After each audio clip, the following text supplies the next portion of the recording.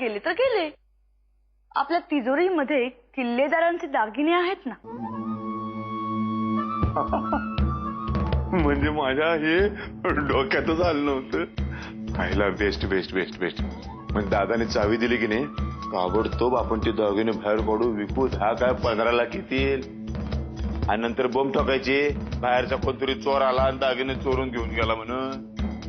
पण हे काम तरी नीट करा म्हणजे झालं. हो करते. येते मी. या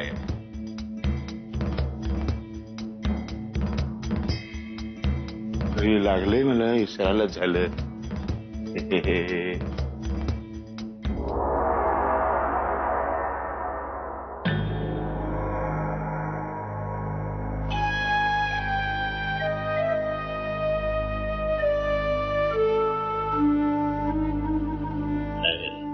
बोलायचं तुमच्याशी. पैसे मागू नका, 2 दिवसामध्ये पैसे मिळतील. पैशाबद्दल नाही बोलत आहे, तुमच्याशी बोलायचंय मला. माझ्या प्रेमात पडलात काय? चेष्टा आवडत नाही मला. सॉरी, सिरियसली बोला काय ते. तुम्ही हा जो उग्र परफ्यूम लावता ना, त्याचा वास जानकी मॅमच्या नाकात बसलाय. आपल्या खोलीत कोणीतरी सतत येऊन काहीतरी नको ते उद्योग करतं, हे तुमच्या परफ्यूमच्या वासावरनं त्यांना ओळखायला येते. तेच म्हणलं, आंधळी नेम धरून तांब्या माझ्या टोकरीवर कसा आणला तो काय? बघा, तर मी काय म्हणतो, मग आता तुम्ही काय करायचं ठरवलंय? इथे नको, आज चला सांगते. या बोला आता. सर, मला तुमच्याबरोबर तुमच्या प्लॅन मध्ये सहभागी होता येणार नाही. म्हणजे मला त्याची रिस्क वाटते. अहो घाबरू नको बाई, काय नाही, सगळं व्यवस्थित होईल.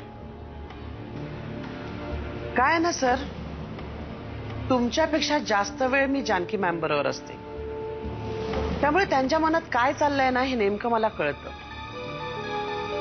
जानकी मॅमना तुमचा संशय यायला लागलाय. हा, तसं त्या स्पष्टपणे काही बोलत नाहीयेत, पण कधी ना कधीतरी बोलतीलच ना. आणि अशा परिस्थितीत तुमच्या बरोबर कठीण वाटतं मला.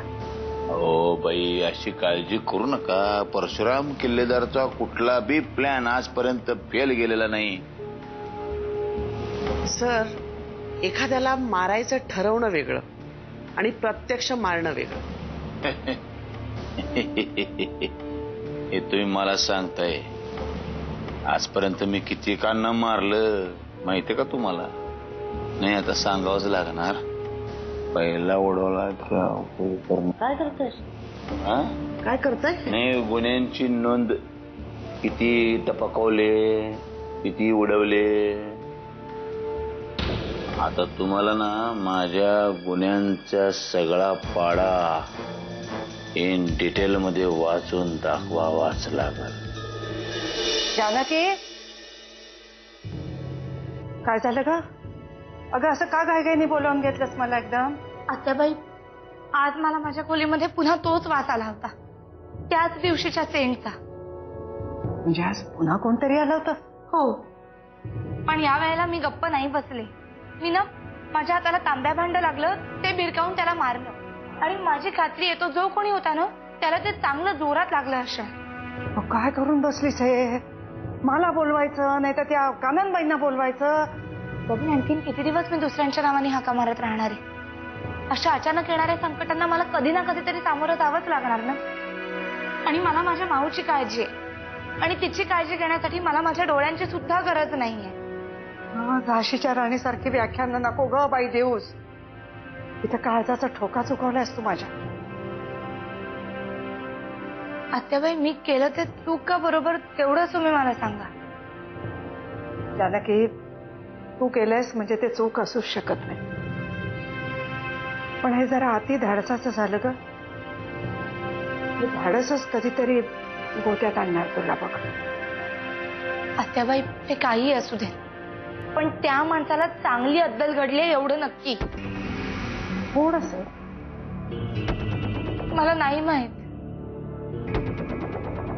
असू देत जानकी, याच्या पुढे आपल्याला जास्त काळजी घ्यायला हवी. अरे देवा, आज नरसिंह पण गेला गावाला. मीटिंग आहे ना त्याला. मग मी येऊ का आज खोलीत झोपायला तुझ्याजवळ? अगं, कुणाची तरी सोबत असलेली बरी आहे. नाही, त्याची गरज नाहीये. आणि माझ्याच घरामध्ये मी कशाला घाबरू? असं तुला वाटतं ग, पण गरज असते, मदत लागते, म्हणून म्हटलं कुणीतरी असलेलं बरं. नाही आत्याबाई, माझ्या बरोबर मी आहे. जानकी, हा तुझा आत्मविश्वास पाहून फार फार अभिमान वाटतो ग मला तुझा. पण तितकीच काळजीही वाटते ग. तू काही म्हण, पण आज नाही, उद्या मला ही गोष्ट नरसिंहाच्या कानावर घालावीच लागणार. घालावीच लागणार.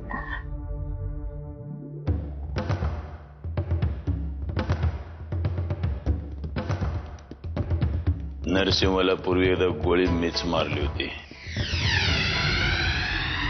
वर हात टेकून आला.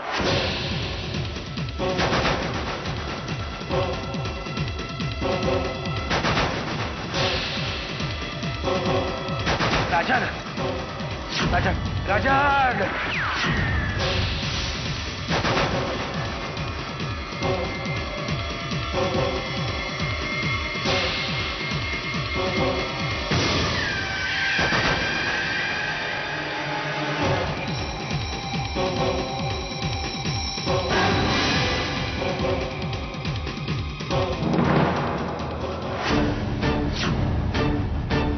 त्याच्यानंतर अमृताला किडनॅप बी मीच केलं होतं. किडनॅपरचा मर्डर बी मीच केला. मर्डर केलेला सर्वांना माहितीये, किडनॅप मी केलेलं कोणालाच माहित नाही. अमृताचा नवरा आर्यन, त्याला हॉस्पिटलमध्ये जाऊन ठार मारण्याचं शुभ कार्य दे मीच केलंय.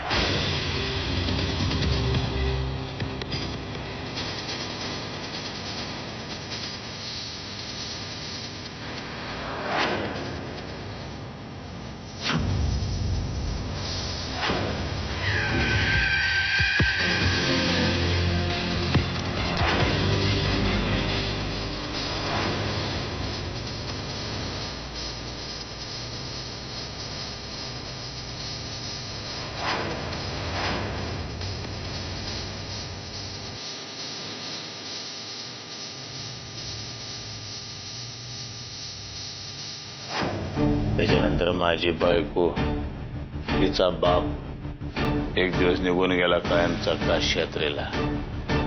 कसा गेला? मीच पाठवला त्याला. त्याची काशी यात्रा वरती होती. हे सगळं तुम्ही? हो, जरा थांबा, मध्ये मध्ये डिस्टर्ब करू नका. लिंक तुटती. अमृताच्या पोटातलं पोर सुद्धा मीच मारलं होतं.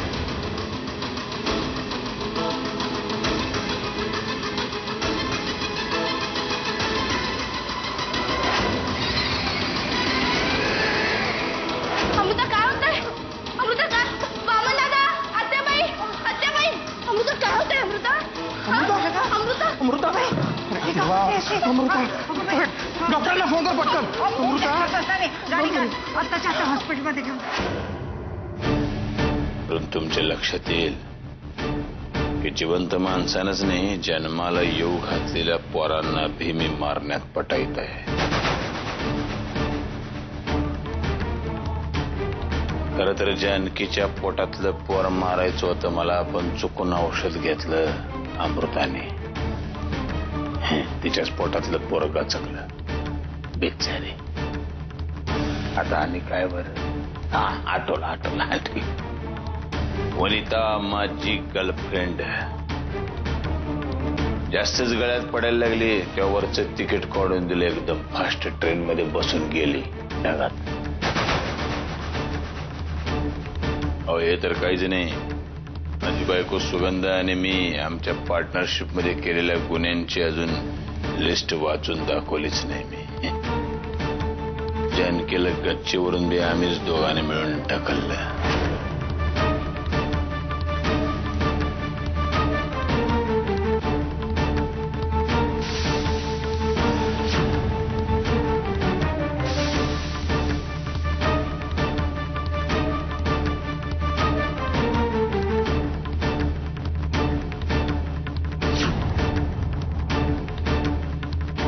आई सुगंधा मला आता खाली नाही जायचं, एकदम ढगात जायचं वरती.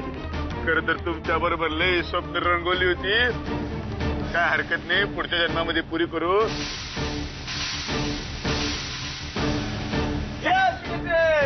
अगं सुगंध थांब. अगं शुभ कार्याला माझा मी हातभार लागू दे.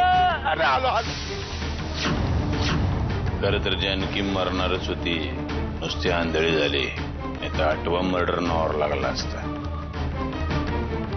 गंमत अशी झाली की आम्हाला संपवायचं होतं वामण्याला, म्हणून त्याला संपवण्यासाठी त्याच्या चहामध्ये झोपेच्या गोळ्या घातल्या. पण चुकून तो चहा जानकी प्याली आणि वामण्या वाचला. नाहीतर वामण्याचा चंदनाचा हार घातलेला फोटो तुम्हाला बघायला मिळाला असता. काय हरकत नाही. चाय चाय पे लिखा है पीने वाले का नाम. माझी बायको आहे ना सुगंधा, म्हणजे तिनं पहिल्या बायकोला म्हणजे सुमित्राला तिनंच ठार मारलं. आता तरी माझ्यावर विश्वास बसला का माझ्या कर्तृत्वावर? मी बोलत नाही, गुपचूप करून टाकतो. केवळ तुम्ही अविश्वास दाखवला म्हणून हा पाडा वाचावा लागला. कसं आहे, एवढं सगळं करून सुद्धा माझं मन लय हळवं आहे हो. म्हणून लोक मला हळवा परशु म्हणतात. तुमचे पैसे तुम्हाला मिळतील, काळजी करू नका. काम कुठं कसं करायचं ते मी सांगेन तुम्हाला.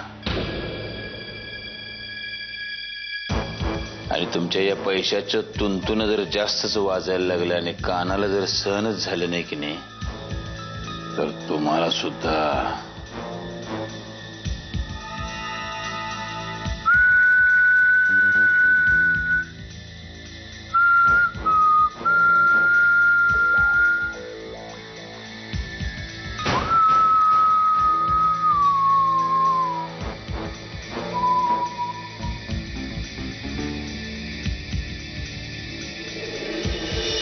काल रात्री कधी आलात तुम्ही? मला उठवायचंच ना. काल खरं तर तुला उठवणारच होतो. किती वेळ बसून होतो तुझ्या बाजूला, तुझ्याकडे पाहत. एखाद्या निरागस बाळासारखी झोपली होतीस. मग माऊकडे पाहिलं. कळेच ना नक्की या दोघींपैकी कोण जास्त निरागस आहे. चल, काहीतरी जोगीच बोलायचं. अगं काहीतरीच नाही, खरं तेच सांगतोय. बरं ते जाऊ दे. मला सांगा, ज्या कामासाठी तुम्ही गेला होता ते काम झालं का? अरे अपेक्षेपेक्षा जास्त छान झालं. आणि काही अडचणी होत्या त्या काहीही न करता दूर झाल्या. पांडुरंगाची अशीच कृपा राहू दे. तुझा दिवस कसा गेला? रात्रीची आता भीती वाटत नाही ना? उगीच काहीतरी प्रश्न विचारायचे म्हणून विचारू नका. मला रात्रीची भीती कधीच वाटत नव्हती. आणि रात्रीची भीती का वाटते? रात्री अंधार असतो म्हणूनच ना. आता जर का माझ्या आयुष्यात अंधारच माझ्या बरोबर असेल तर त्याची भीती वाटून कसं चालेल? यापुढे आपल्या चर्चांमधून अंधार, भीती हे शब्द वगळायचे, कधीच वापरायचे नाही. बरं मला सांग, कालचा दिवस कसा होता?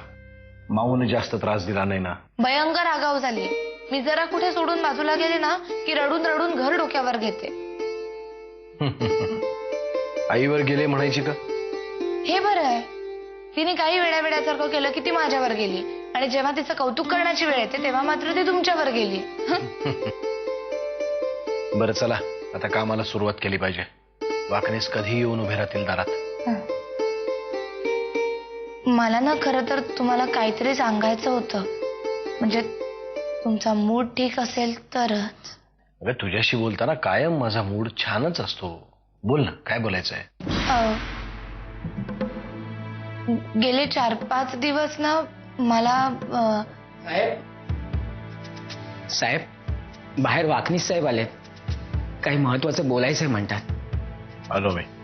जी. बघितलंस, तुला सांगितलं होतं ना कधीही वाकणीस येतील. ते बरोबर त्यांच्या वेळेला आले. आता मी त्यांच्या बरोबरचं काम आटपतो आणि परत येतो. मग तुला काय सांगायचं होतं ते नक्की सांग. हा, आठवण करून दे मला. आलो.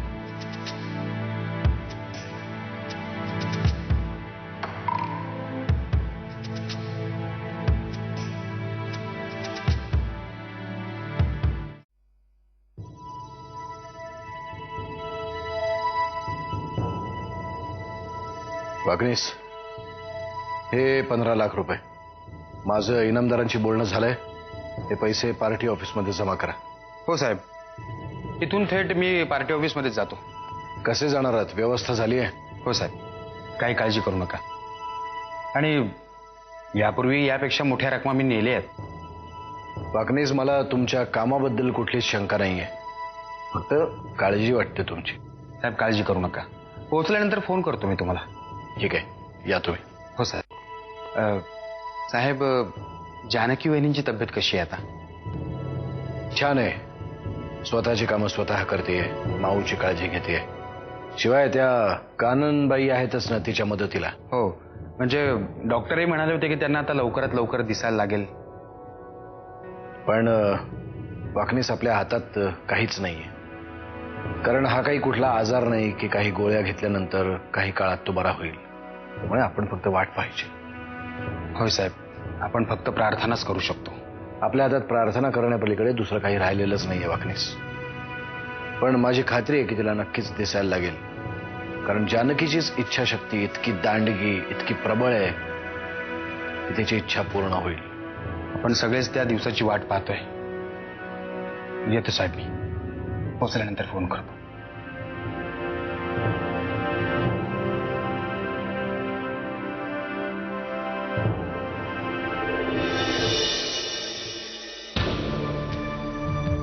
या तुझ्या चाव्या. काम झालेलं आहे.